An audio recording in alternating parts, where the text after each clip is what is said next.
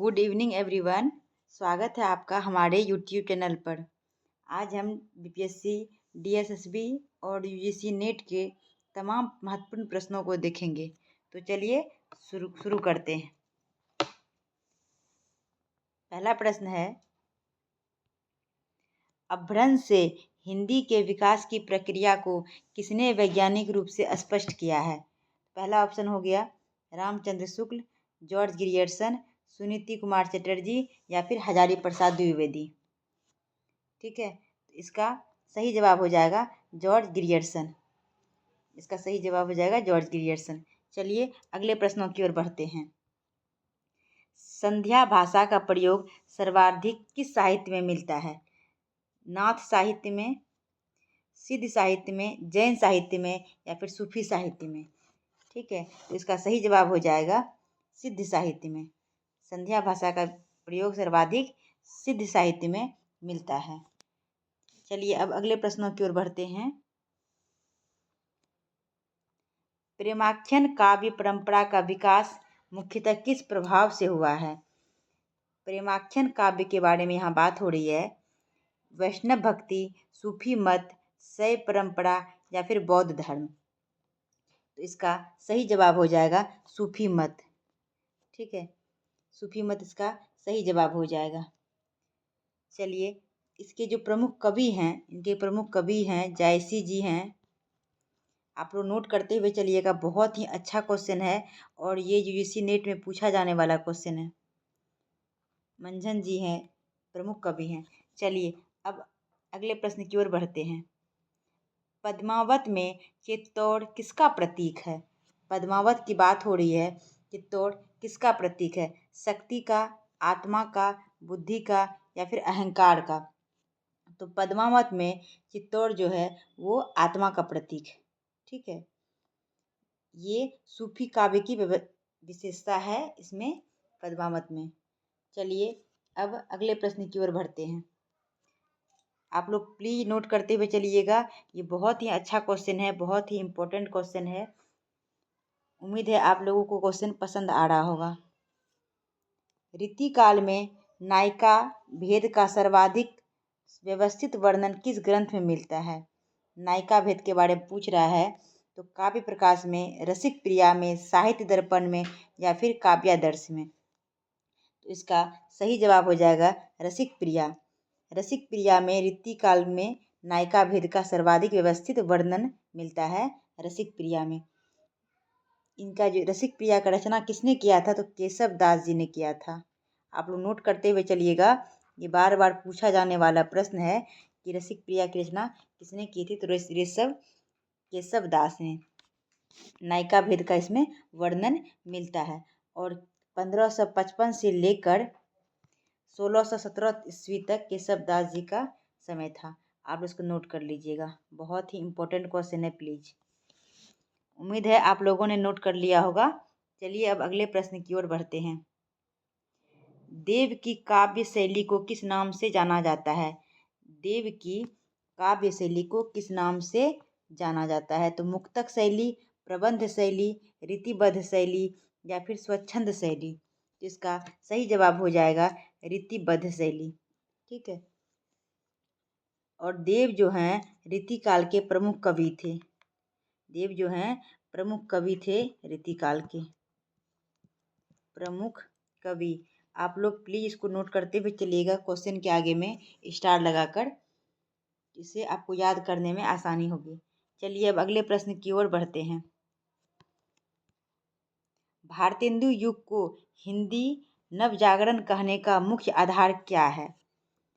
भारतेंदु युग को हिंदी नवजागरण कहने का मुख्य आधार क्या है?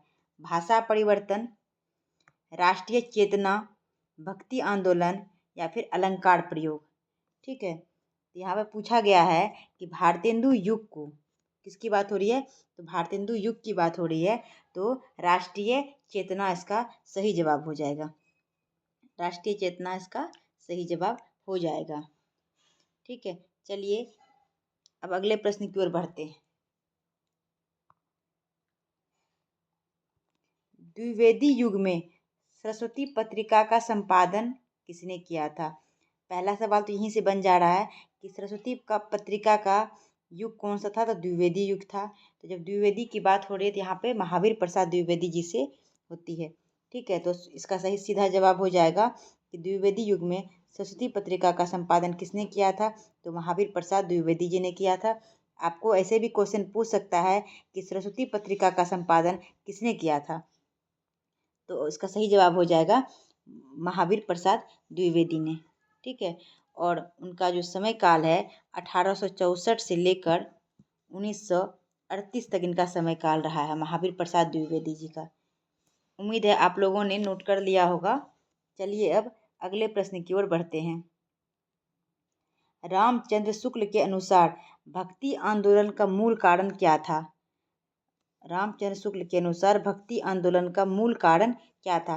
धार्मिक आस्था, सामाजिक असमानता, विदेशी आक्रमण या फिर राजनीतिक अस्थिरता?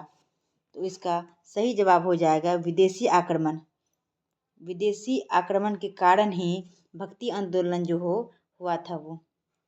ठीक है, चलिए अब अगले प्रश्न की ओर बढ़ते हैं।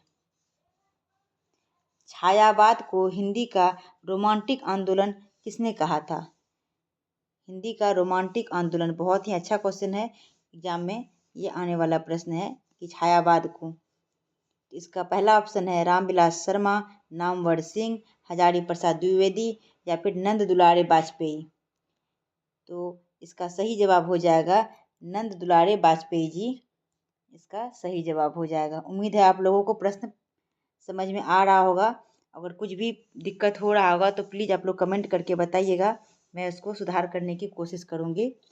तो इसका सही जवाब हो जाएगा नंद दुलारे वाजपेयी। नंद दुलारे वाजपेयी को हिंदी का रोमांटिक आंदोलन कहा गया था। छायावाद को हिंदी का रोमांटिक आंदोलन किसने कहा था, तो नंद दुलारे वाजपेयी जी ने। ठीक है, चलिए अब अगले प्रश्न की ओर बढ़ते हैं। मैंने 100 प्रश्नों का टारगेट रखा था कि 100 प्रश्न का श्रृंखला मैं तैयार करूंगी और वो आज 100 प्रश्न पूरे हो जाएंगे। अब अगले वीडियो में मैं किताब और उसके रचना के बारे में, उनके लेखक के बारे में विस्तृत जानकारी दूंगी। उम्मीद है आपको वीडियो पसंद आ रहा होगा। अगर आपको वीडियो पसंद आ रहा तो प्लीज़ वीडियो को लाइक कीजिएगा, सब्सक्राइब कीजिएगा, इसी तरह ताकि हमें मोटिवेट मिलता रहे आगे के वीडियो बनाने के लिए। चलिए अब अगले प्रश्नों की ओर बढ़ते हैं। जयशंकर प्रसाद की काव्य दृष्टि का मुख्य तत्व क्या है? जयशंकर प्रसाद जी के बारे में यहाँ बात हो रही है, तो इनका पहला ऑप्शन हो गया यथार्थवाद, रहस्यवाद या फिर आदर्शवाद या फिर प्रयोगवाद। तो इसका सही जवाब हो जाएगा आदर्शवाद। आदर्शवाद जो है जयशंकर प्रसाद जी का काव्य की दृष्टि से ये इनका मेन तत्व था। ठीक है, इनमें एक आदर्श, दर्शन और मानवीय मूल्यों का क्या होता है, समन्वय मिलता है इसके। इनका जो ये कामायनी है काफ़ी इनका बहुत ही फेमस है। चलिए 1889 से लेकर इनका जो समय काल है 1937 तक है। आप लोग प्लीज़ इसको नोट करते हुए चलिएगा, ये बहुत ही अच्छा क्वेश्चन है। अभी यूपीएससी नेट का एग्ज़ाम होने वाला है, उसमें ये सारे संभावित प्रश्न हैं। इसको मैंने देख कर सोच कर ही रखा है इन सभी प्रश्नों को। प्लीज़ आप लोग अगर वीडियो पसंद आ रही है तो प्लीज़ चैनल को सब्सक्राइब कीजिएगा, लाइक कीजिएगा। चलिए अब अगले प्रश्नों की ओर बढ़ते हैं। निराला को छायावाद का विद्रोही कवि क्यों कहा जाता है? ये क्वेश्चन आपको पहले पूछा जा सकता है कि छायावाद का विद्रोही कवि किसे कहा जाता है, तो इसका सही जवाब हो जाएगा निराला। इसमें 2 प्रश्न बने हैं, इसलिए आप लोग ध्यान रखिएगा। एक तो पहला प्रश्न हो गया कि छायावाद का विद्रोही कवि किसे कहा जाता है, तो इसका ऑप्शन हो जाएगा निराला जी। ठीक है, अब ये क्यों कहा गया है, तो इसका सुन लीजिए पहले इसका ऑप्शन क्या क्या है। भाषा, ये भी क्वेश्चन को आप लगा लीजिए इम्पोर्टेंट में, ये भी यूपीएससी नेट में पूछा जाने वाला प्रश्न है या फिर TRE 4 में भी आने वाला है, उसमें पूछ सकता है क्वेश्चन। तो ये पहला क्वेश्चन तो ये बन गया कि छायावाद का विद्रोही कवि किसे कहा गया है, तो ये निराला जी को कहा गया है। ये निराला से यहाँ बात हो रही है सूर्यकांत त्रिपाठी निराला की। ठीक है, आप लोग कंफ्यूज नहीं होइएगा, निराला को मैंने यहाँ शॉर्ट में डाला है, तो सूर्यकांत त्रिपाठी निराला जी को कहा गया है। तो इसका पहला ऑप्शन हो जाएगा भाषा के कारण, शैली के कारण, परंपरा विरोध के कारण या फिर विषय के कारण। तो इसका सही जवाब आप लोग सोच के बताइए इसका सही जवाब क्या होगा। इसका सही जवाब हो जाएगा परंपरा विरोध के कारण। ठीक है, इन्होंने छंद, भाषा और सभी विषयों का जो है परंपरा को तोड़ा है। इन्होंने अपने तरीके से लिखने की कोशिश की है, इसीलिए इनको जो है विद्रोही कवि कहा जाता है। इनको जो है विद्रोही कवि कहा जाता है। इनको तो निराला जी को क्यों कहा जाता है? परंपरा विरोध के कारण। ठीक है, आप लोग नोट करते हुए चलिएगा, बहुत ही अच्छा क्वेश्चन है, आप लोग प्लीज इसमें स्टार लगा लीजिएगा। चलिए अब अगले प्रश्न की ओर बढ़ते हैं। महादेवी वर्मा के काव्य में प्रमुख स्वर क्या है? यहाँ महादेवी वर्मा की बात हो रही है, तो पहले अब मैं आपको बता देती हूँ कि महादेवी वर्मा को आधुनिक युग की मीरा भी कहा जाता है। ये भी क्वेश्चन पूछ सकता है कि आधुनिक युग की मीरा किसे कहा जाता है? आधुनिक युग की मीरा आधुनिक मीरा कहा जाता है। ठीक है, किसको? तो महादेवी वर्मा जी को कहा जाता है। ठीक है, तो अब इसका सही जवाब हो जाएगा, पहले इसका ऑप्शन देख लीजिए। तो वीर, करुण, श्रृंगार या फिर भक्ति। ठीक है, इसका सही जवाब हो जाएगा करुण रस। इसमें क्या था? इसका करुण रस के काव्य में जो है प्रमुख क्या है? करुण है, करुण। ठीक है, और इनका जो समय काल है 1907 से लेकर, इनको पूछा जाने वाला है 1987 तक है इनका समय काल है। ठीक है, और इसमें इनके विरह, वेदना, करुणा का गहरा भाव है। इनके काव्य में विरह होता है, वेदना होता है, ये सब आप लोग नोट करते चलिएगा। ठीक है, ये सब होता है, आप लोग प्लीज को नोट करते हुए चलिएगा। चलिए अब अगले प्रश्न की ओर बढ़ते हैं। प्रगतिवाद के साहित्य में वर्ग संघर्ष की अवधारणा किससे प्रभावित है? वर्ग संघर्ष के बारे में बात हो रही है, किससे प्रभावित है प्रगतिवाद के साहित्य में? ठीक है, बहुत ही अच्छा प्रश्न है, आप लोग इसको नोट कर लीजिएगा, ये बहुत ही अच्छा प्रश्न है। पहला ऑप्शन हो गया गांधीवाद, दूसरा हो गया मार्क्सवाद, अस्तित्ववाद या फिर आदर्शवाद। ठीक है, तो इसका सही जवाब क्या हो जाएगा? इसका सही जवाब हो जाएगा मार्क्सवाद।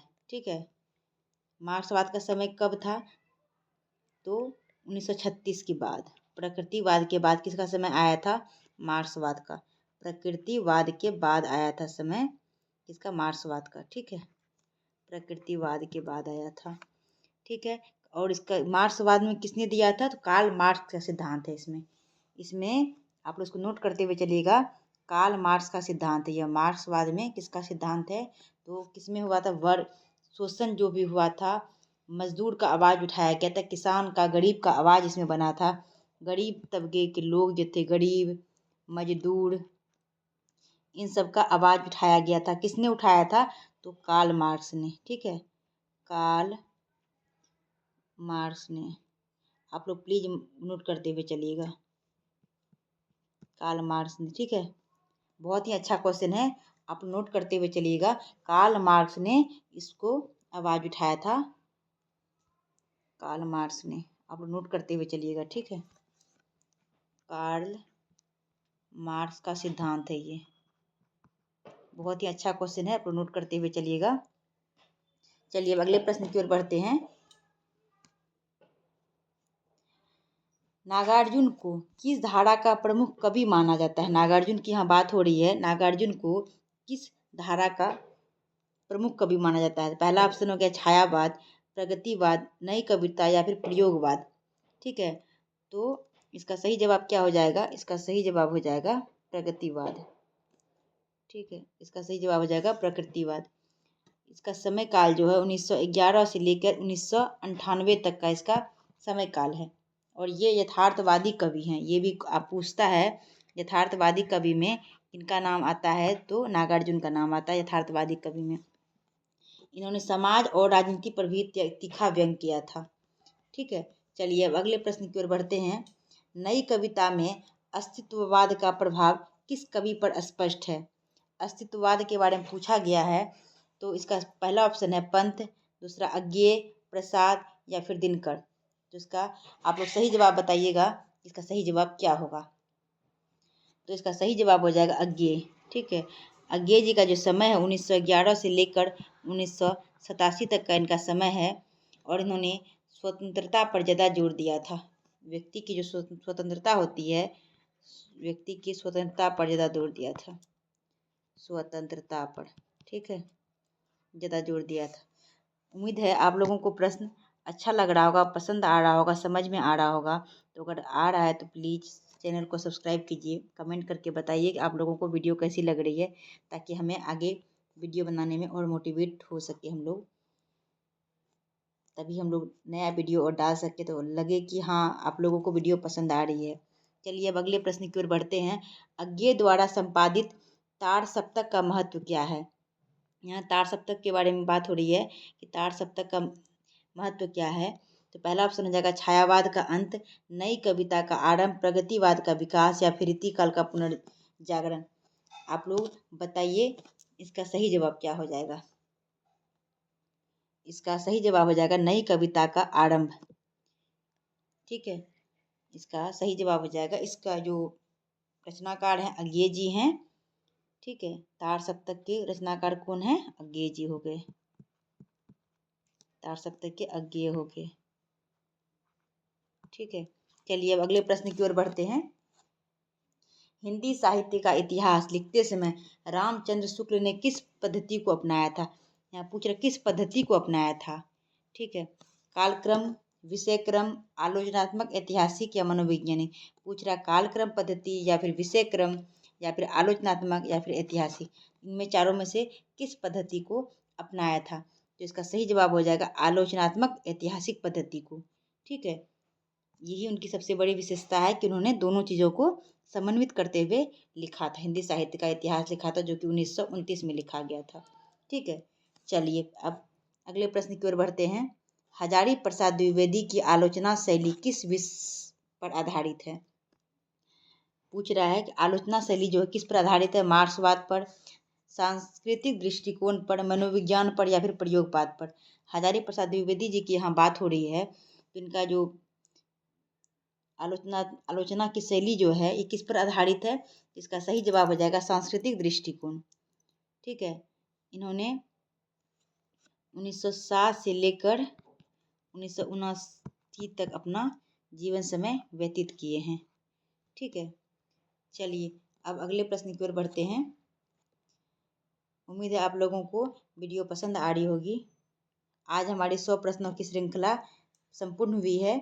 अगर आप लोगों को वीडियो अच्छी लग रही है तो प्लीज़ कमेंट करके बताइएगा, ताकि ये श्रृंखला हम आगे जारी रख सकें, कि मुझे उम्मीद था कि मैं इसको 500 को कंप्लीट करूँगी, लेकिन आप लोगों के कुछ नहीं आ रहे हैं विचार, तो फिर मैं इसको यहीं पर समाप्त करके अगले विषय पर वीडियो बनाऊँगी। चलिए अब अगले प्रश्न की ओर बढ़ते हैं। आधुनिक हिंदी साहित्य की सबसे प्रमुख विशेषता क्या मानी जाती है? भक्ति, व्यक्तिवाद और यथार्थवाद, श्रृंगार या फिर वीरता। अगर आप लोग को वीडियो पसंद आ रही है तो कृपया कर कमेंट करके बताइए, तो फिर मैं इस श्रृंखला को आगे बढ़ाऊंगी, क्योंकि मेरा टारगेट 1000 प्रश्नों का है, ताकि इससे कुछ भी बाहर प्रश्न ना रहे। कोई भी एग्जाम में आप लोग बैठेंगे तो इससे क्वेश्चन बाहर ना जाए। चलिए इसका पहला ऑप्शन देखते हैं, भक्ति, व्यक्तिवाद और यथार्थवाद, श्रृंगार या फिर वीरता।